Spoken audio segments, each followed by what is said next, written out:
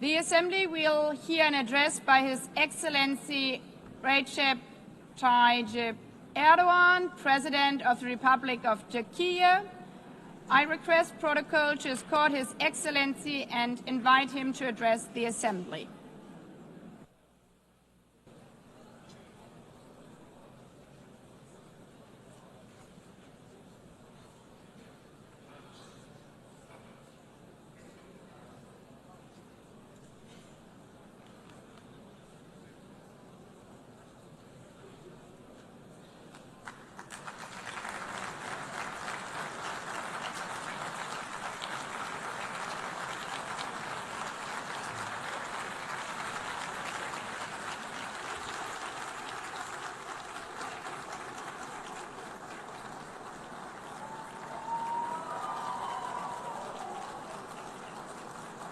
Sayın Başkan, Excellency President of UNGA, Excellencies Heads of State and Government, Distinguished Secretary General, distinguished delegation members, on behalf of myself and my nation, I greet you all with most heartfelt feelings.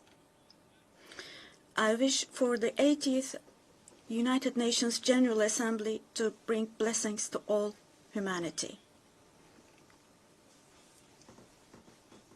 I am deeply honored to address you once again from this podium, which represents the collective conscience of humanity. I congratulate Mr. Jung, who has completed his term as President of the General Assembly, and I wish success to Ms. Baerbock, who has taken over this position. At the outset of my speech, I would like to first express my regret at the absence today of the President of the State of Palestine, Mahmoud Abbas, at a time when Palestine is being recognized by an increasing number of countries. Today, we stand here on this podium. I stand here on this podium alongside my 86 million citizens, also for our Palestinian brothers and sisters whose voices are being silenced.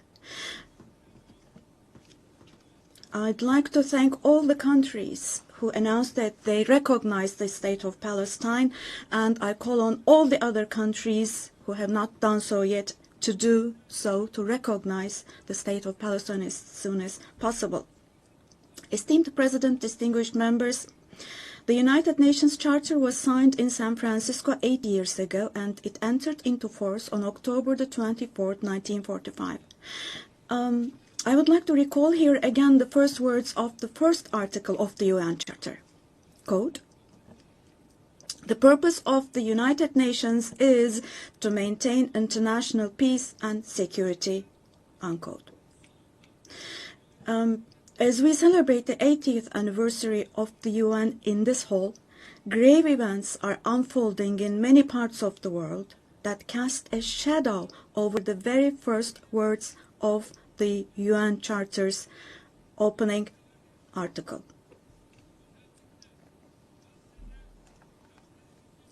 Particularly in Gaza, right before our very eyes, genocide has been going on for over 700 days now. Even as we gather here, as we speak now, Israel is currently massacring civilians in Gaza. The number of civilian casualties in Gaza has surpassed 65,000.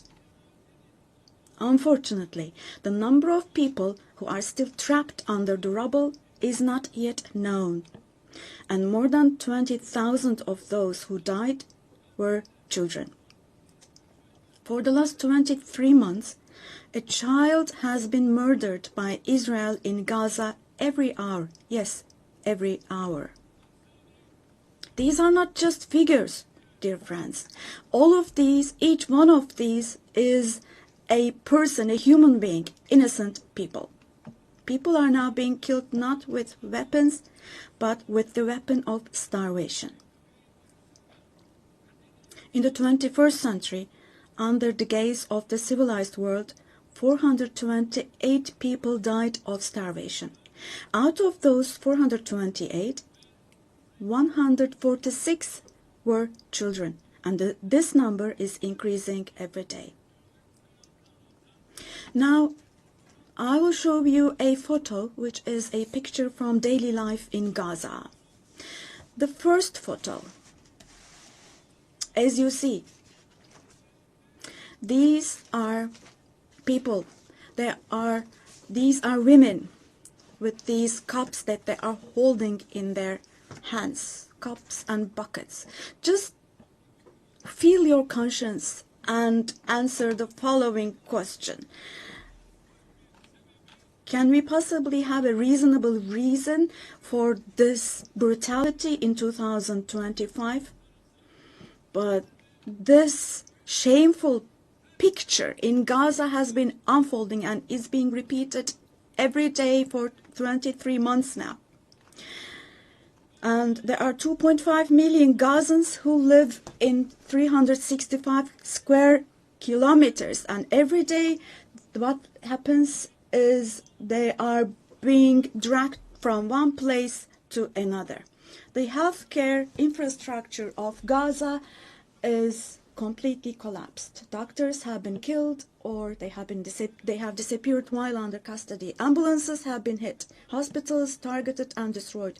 Treatment is not possible. Surgery is not possible. It's not possible to find medications. Now, dear friends, now, as Tayyip Erdoğan, with a heavy heart, with my heart bleeding here, I'm telling you, innocent little ones, just 2 or 3 years old, without hands, arms, or legs, have become, unfortunately, a common sight to see in Gaza.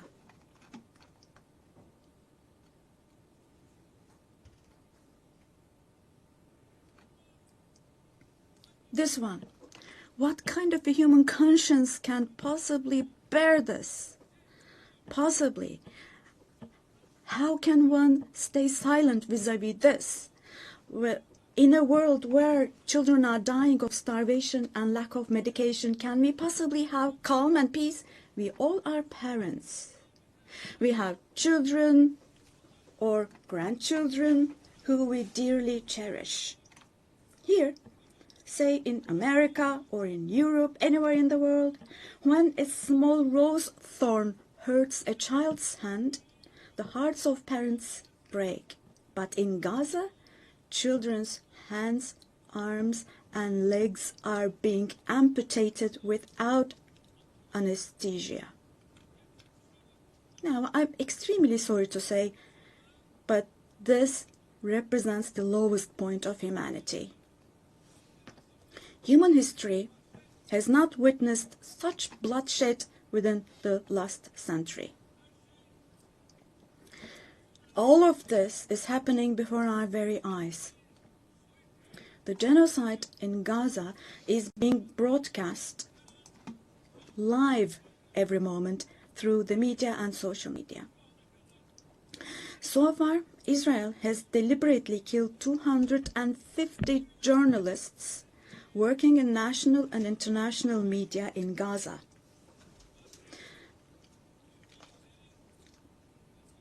And they have closed all the entrance into Gaza, but they still have not been able to cover up the genocide. I wholeheartedly support Secretary General Guterres because he consistently draws attention to the ongoing genocide in Palestinian territories, and I would like to once again congratulate him for his courage.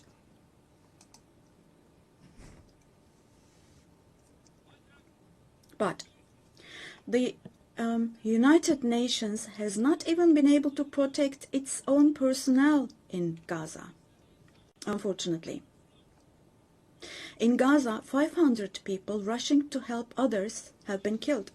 Out of those 500, 326 were UN staff members. Esteemed President, distinguished members, now, Genocide, like the Holocaust, is a shameful concept which refers to the mass extermination of people. It's a barbaric concept. But today, it's not only people who are being killed in Gaza, mind you. Animals are being targeted and killed in Gaza. In Gaza, agricultural land, gardens, trees, grass, century-old olive trees are being destroyed. In Gaza, water supplies are being destroyed and polluted. Buildings, homes, libraries, hospitals, schools, mosques, churches, and historical structures in Gaza are being deliberately destroyed. The soil of Gaza is being rendered useless for humans, for animals, and for plants. So now let me show you yet another photo. And let me ask you here, look at this photo. What could this photo here possibly have to do with security concerns?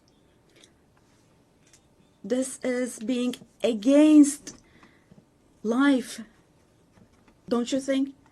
Let me state this openly from this podium. There is no war in Gaza. We cannot possibly talk about the presence of two sides in Gaza. Because in Gaza, on one side, there is a regular army with the most modern, most lethal weapons.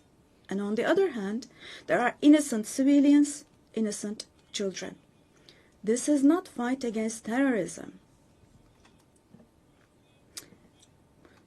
This is an occupation, deportation, exile, genocide, and life destruction, mass destruction policy carried out by invoking the events of October the 7th.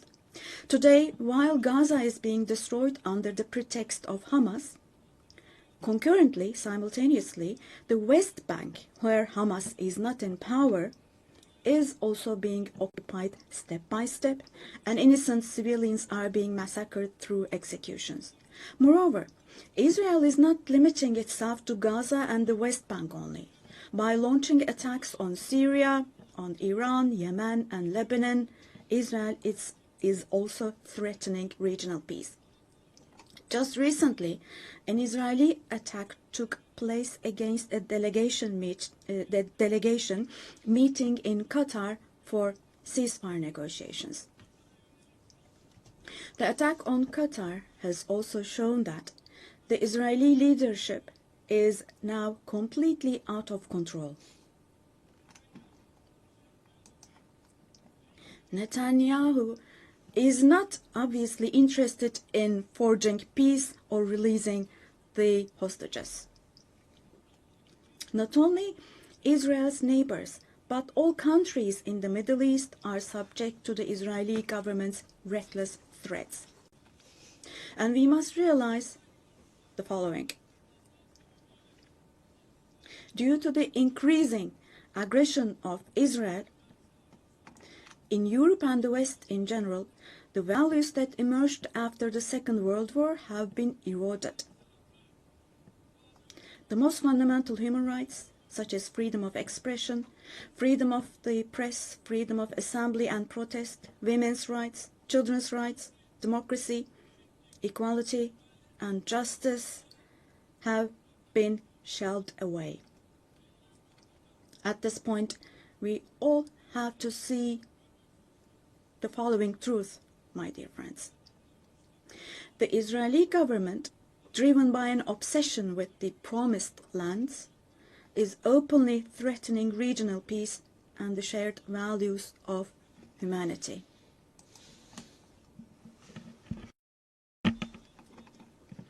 Three celestial religions. Jerusalem hosts all three celestial religions, and a common inherited holy place, Al-Quds, is holy for all three religions.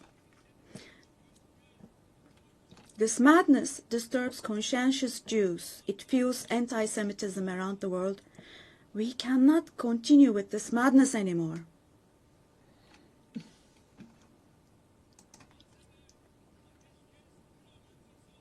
We have to have ceasefire in Gaza as soon as possible. Attacks should stop.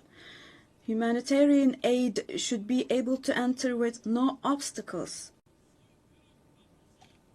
The genocide team should be held accountable vis-à-vis international law. And God willing, this will definitely happen.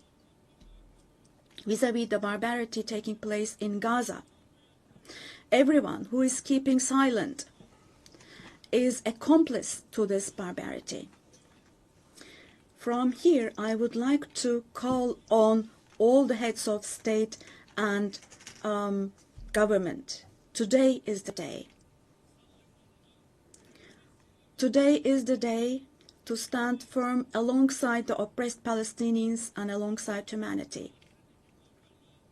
While your peoples back home are reacting to the barbarity in Gaza, do show the courage to take action here.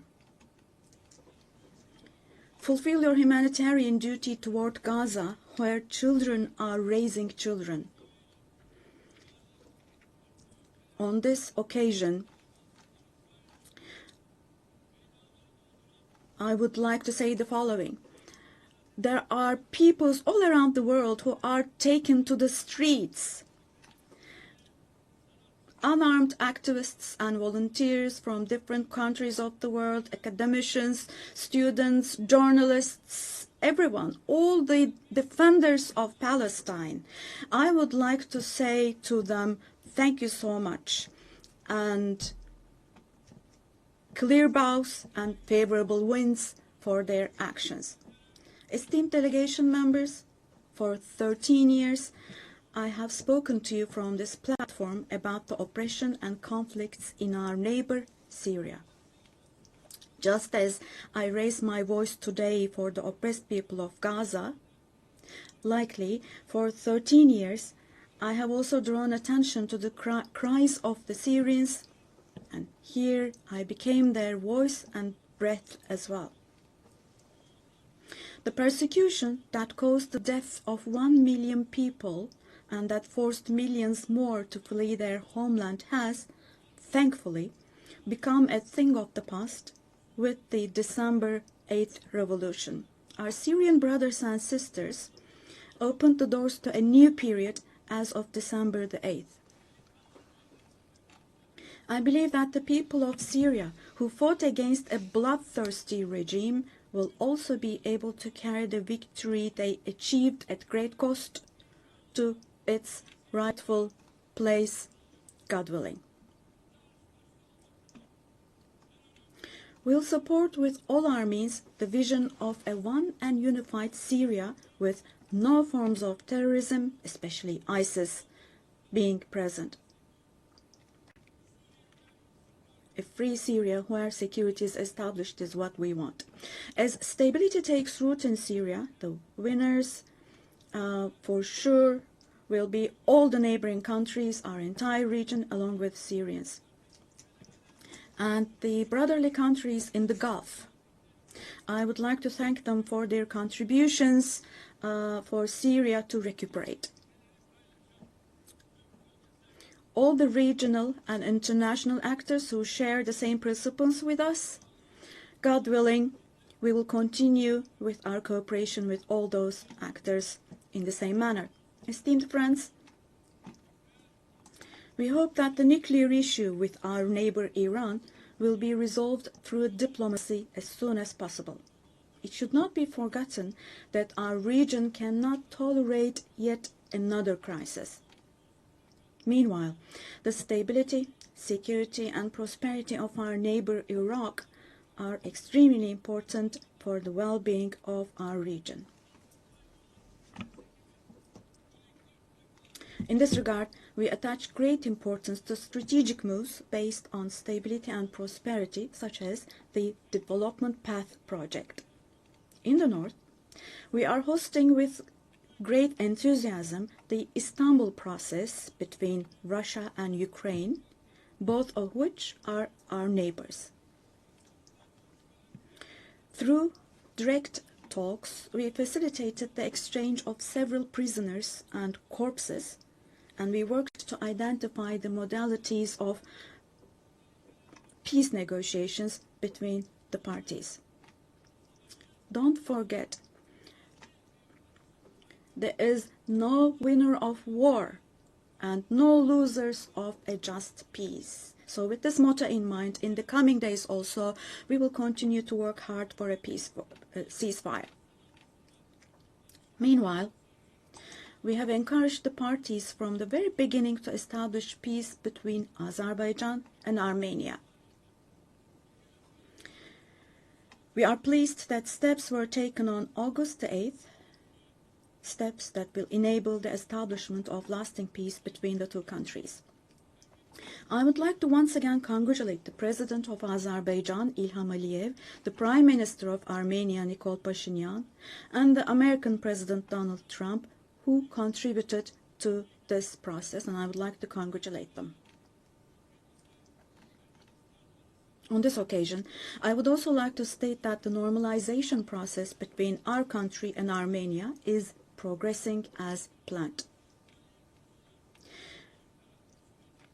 Within the scope of the Ankara process, which is another of our mediation activities, we continue our efforts to resolve the conflict between Somalia and Ethiopia. I hope that the parties will successfully conclude this genuine initiative as soon as possible. Distinguished delegation members, we have been implementing the Montreux Convention, which guarantees security in the Black Sea, and we have been implementing this convention impartially and to the letter for exactly 89 years now. We want to see the Aegean Sea and the Eastern Mediterranean as a basin of stability and prosperity where the legitimate interests of all parties involved are respected. We are ready for constructive cooperation on all issues, particularly on energy and the environment, and we expect the same approach from our neighbors. On this occasion, I would like to particularly underline that projects which exclude Türkiye and the Turkish Republic of Northern Cyprus in the Eastern Mediterranean, such projects which exclude us will not be successful. Türkiye has rights and authority in the western part of the island of Cyprus, while the Turkish Cypriots have legitimate rights in the areas surrounding the island. An Eastern Mediterranean Conference, which we have proposed before, would contribute to finding common ground. Resolving the Cyprus issue has been tried many times before, but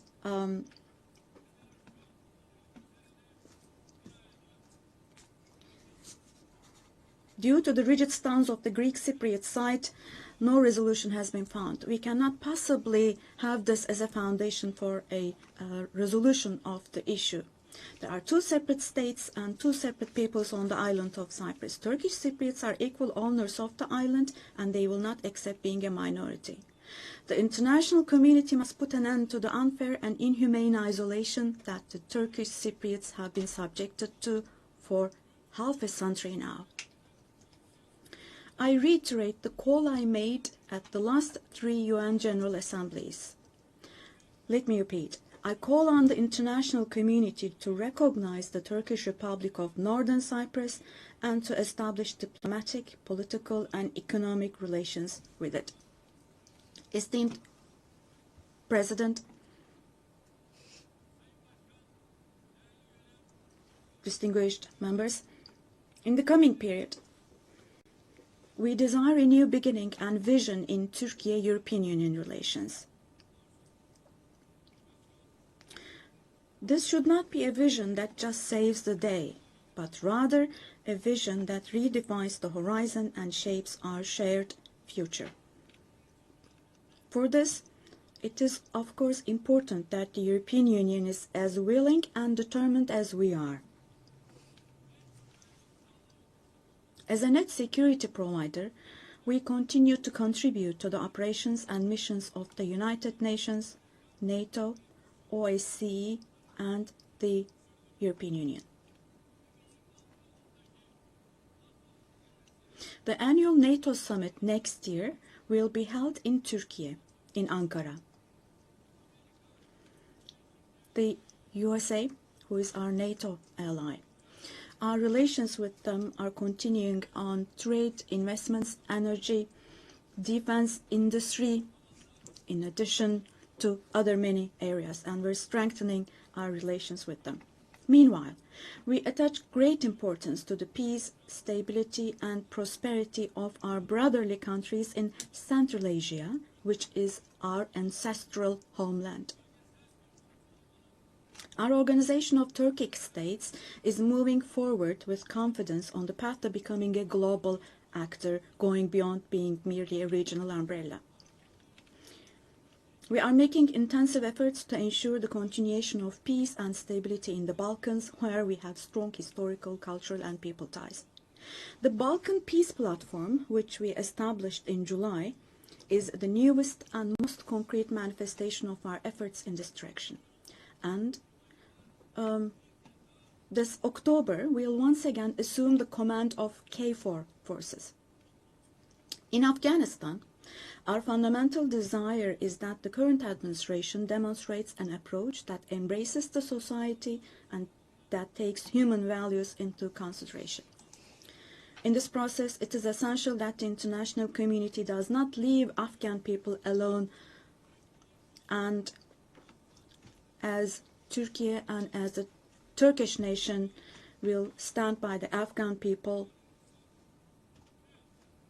at all times. Esteemed friends, in South Asia, we consider the preservation of peace and stability to be of utmost importance.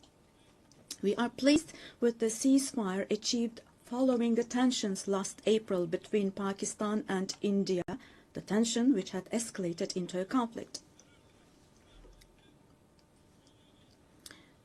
It is important to see a cooperation between the two countries when it comes to counterterrorism. The issue of Kashmir should be resolved on the basis of resolutions of the UN for the best for our brothers and sisters in Kashmir through dialogue, we hope. In the continent of Africa, from education to health, from infrastructure to in other areas, our relations are improving annually. And while providing all possible support to Somalia, we are also continuing our humanitarian aid activities. In Sudan, the conflict that has been going on for over 2 years saddens us deeply. Stopping the bloodshed in Sudan and establishing sustainable peace is the shared responsibility of the international community. And Turkey's efforts in this direction will continue. The Great Lakes region has suffered greatly from years of ongoing instability and conflict. Our hope is that these conflicts in the east of the Democratic Republic of the Congo will give way to lasting peace and stability. We wholeheartedly support the efforts being carried out under the mediation of the US and the facilitation of Qatar. The increasing terrorist activities in West Africa, particularly in the Sahel Basin, are also of great concern to us.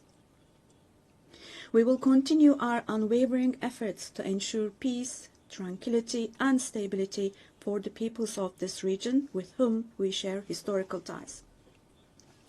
Drawing inspiration from the historical double-headed Turkish Selçuk eagle, I would like to emphasize that our relations with Asian countries in Turkish foreign policy are of great strategic importance. We pursue a 360-degree approach in this policy. Within the framework of our Return to Asia initiative, we are deepening our engagement with regional organizations such as ASEAN, the Indian Ocean Rim Association, for example. We will continue to develop new partnerships with Asian countries, and we attach great importance to developing our relations with Latin America and the Caribbean region in a spirit of partnership and a win-win approach. We are determined to further strengthen the friendly ties we have established with all the countries in the region. Esteemed delegation members,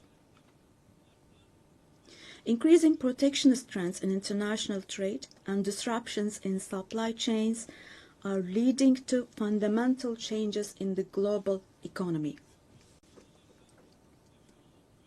To successfully address current challenges, we support the reform of rules-based international trade, including the World Trade Organization.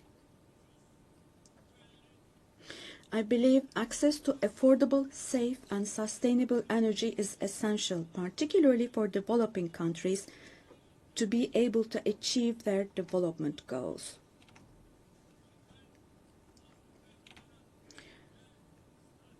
We are resolutely advancing the strategically important Trans-Caspian East-West Middle Corridor project, which extends from China to Europe. We contribute to the development of world trade with our modern transportation infrastructure and the Baku-Tbilisi-Kars line. On our journey to build a future that respects nature, we are moving forward with determination towards the 2053 net zero emission target. We are pleased to observe that the zero waste movement, under the patronage of my wife Emine Erdoğan, has grown in waves around the world every year, reaching more people and hearts.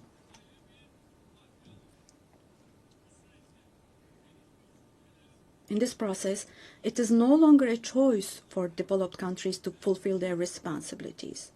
It has now become an obligation for them. As one of the countries providing the most development aid in the world, we are striving to achieve the UN Sustainable Development Goals.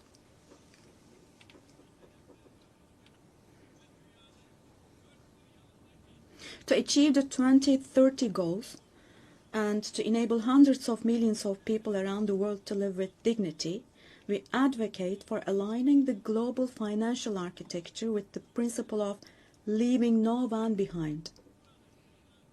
And here, let me also particularly draw your attention to the following.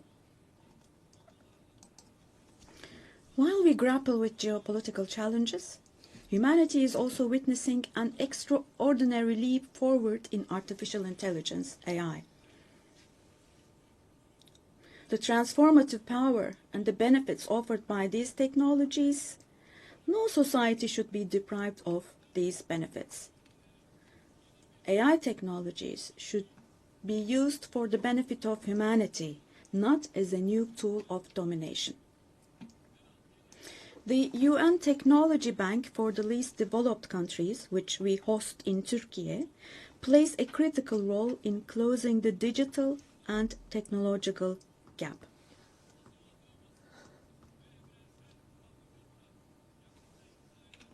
We have prepared a children's rights convention in the digital world, and we will soon open this up for ratification. I'm sure this will create a lot of awareness in this area, and we expect your support for this. On the other hand, in today's world, where racism, xenophobia, and particularly Islamophobia have reached alarming levels, combating these trends that directly threaten the culture of coexistence has now become an essential duty for humanity. It is significant that Mr. Moratinos, High Representative of the Alliance of Civilizations, has also been appointed as the UN Secretary General's Special Envoy on combating Islamophobia. As I stated here last year, the institution of the family is under threat today as never before. Defending the family, consisting of a woman and a man, means defending humanity, defending nature, life, and the future. Turkey will continue to defend the family in the face of ever-increasing attacks. Distinguished delegation members, The roots of the UN, established to prevent humanity from experiencing the disaster of war again, are filled with values that will eliminate the dark era we are in. We fully support the UN 80 initiative launched by Secretary General Guterres to make our organization more effective and more efficient. I hope this initiative succeeds as a process that will further strengthen all the activities of the UN. I express our readiness to provide strong support to this process, also driven by our vision of making Istanbul a UN hub. I sincerely believe that it is our shared responsibility to take steps that will restore the founding spirit of the UN in its 80th year. We will continue to say, the world is bigger than five until a system is established where the righteous are powerful, not the powerful are righteous. Our duty is not to abandon the system, but rather to repair it and to make it work again. Without a doubt, a more just, a fairer world is possible. Turkey will patiently continue its fight for the construction of a more just world. So may God help and aid us all. Once again, let me greet you all with kind regards and thank you.